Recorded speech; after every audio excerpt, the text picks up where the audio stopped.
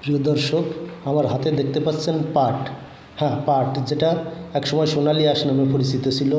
পাট থেকে অনেক পণ্য তৈরি হতো, এখনও অনেক পণ্য তৈরি হয়, কিন্তু বাজারে সিনথেটিক পণ্য চলে আসাতে পাটের ব্যবহার অনেক কমে গেছে।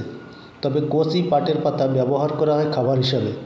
সবুজ রঙের যে কোনো শাকসবজি আমাদের জন্য ভীষণ উপকারী, একথা তো সবারই জানা।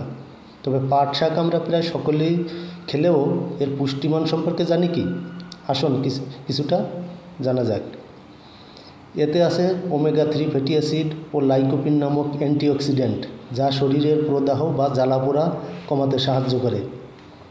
যাদের গ্যাস ও অ্যাসিডিটি আছে তাদের জন্য খুবই উপকারী পাটের পাতা।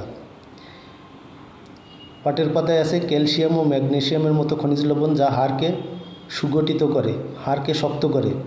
এছাড়া আয়রন নামক খনিজ লবণও পাট শাকে রয়েছে।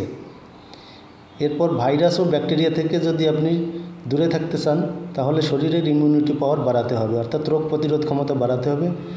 এজন্য পাটের পাতা খুবই উপকারী, কারণ এতে ভিটামিন সি, ভিটামিন এ থাকে এবং ভিটামিন ডি শোষণের ক্ষমতাও পাট শাক বৃদ্ধি করে।